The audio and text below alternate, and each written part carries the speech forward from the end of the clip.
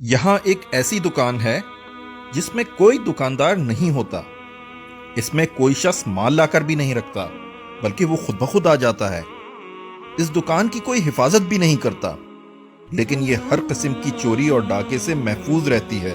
یہی نہیں بلکہ اس دکان پر بکنے والی اشیاء جس فیکٹری میں تیار ہوتی ہیں، اس میں بھی کوئی کام کرنے والا نہیں ہے۔ خود ہی ساری مشینیں چل رہی ہیں اور طرح طرح کی چیزیں ان میں سے نکل رہی ہیں، اور تو اور ان مشینوں کی کوئی رکھوالی بھی نہیں کرتا، حتیٰ کہ اس پوری فیکٹری کا کوئی مالک تک نہیں ہے۔ میری بات تو خیر چھوڑیں، لیکن اگر یہ بات آپ کو دنیا کا بڑے سے بڑا فلسفی یا دنیا کی تمام یونیورسٹیز کے پروفیسرز مل کر بھی کہیں تو کیا آپ ان کا یقین کر لیں گے؟ یا آپ کا خیال یہ ہوگا کہ ان سب کا دماغ چل گیا ہے؟ اگر ایک چھوٹی سی دکان اور کسی فیکٹری کے متعلق آپ کا یہ خیال ہے، تو یہ زمین و آسمان کی صورت میں اتنی زبردست فیکٹری جو آپ کے سامنے چل رہی ہے، جس میں یہ سورج اور چاند جو ایک نظام کے تحت چل رہے ہیں، جس میں سمندر سے بھاپیں اٹھتی ہیں، بھاپوں سے بادل بنتے ہیں، بادل کو ہوائیں اڑا کر زمین کے کونے کونے میں پھیلاتی ہیں، پھر ان کو ٹھنڈک پہنچا کر دوبارہ بھاپ سے پانی بنایا جاتا ہے، پھر وہ پانی بارش کے قطروں کی صورت میں گرایا جاتا ہے، پھر اس بارش کی بدولت مردہ زمین میں طرح طرح کے لہلہاتے ہوئے درخت نکالے جاتے ہیں، قسم قسم کے غلے، رنگ برنگ کے پھل پیدا کیے جاتے ہیں۔ اس فیکٹری کے متعلق آپ کیسے مان سکتے ہیں کہ یہ سب کچھ کسی بنانے والے کے بغیر خود ہی بن گیا ہے اور کسی چلانے والے کے بغیر خود ہی چل رہا ہے؟ آدمی کا جسم جن اجزاء سے بنا ہے، ان میں آئرن، کیلشیم، پوٹیشیم، فاسفورس اور اس طرح کی کئی اور چیزیں ہیں۔ یہ چیزیں جس پروپورشن میں ہمارے جسم میں موجود ہوتی ہیں، اتنی ہی مقدار میں ان چیزوں کو جمع کر لیں اور جس طرح جی چاہے انہیں ملا لیں، آدمی کسی ترکیب سے نہ بنے گا۔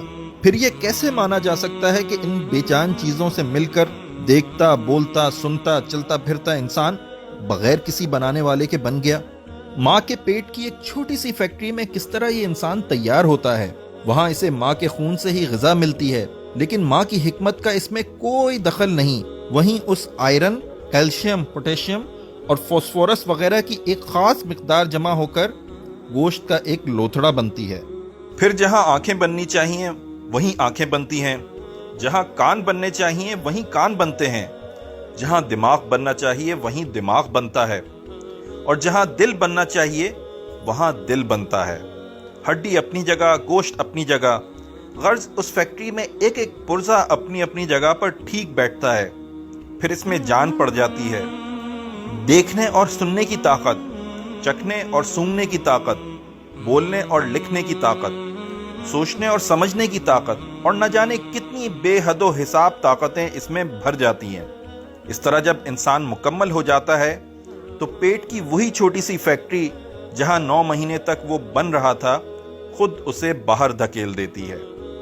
اس فیکٹری سے ایک ہی طریقے پر لاکھوں انسان روز بن کر نکل رہے ہیں، مگر ہر ایک کا نمونہ جدا ہے، شکل اور رنگ جدا، آواز، قوتیں اور قابلیتیں جدا، طبیعتیں اور خیالات جدا، اخلاق اور صفات جدا۔ یہ ایک ایسا کرشمہ ہے جسے دیکھ کر عقل دنگ رہ جاتی ہے۔ اس کرشمے کو دیکھ کر جو شخص بھی کہتا ہے کہ یہ کام کسی زبردست حکمت، زبردست قدرت، زبردست علم اور بے نظیر کمالات والے اللہ کے بغیر ہو رہا ہے یا ہو سکتا ہے، یقیناً اس کا دماغ درست نہیں۔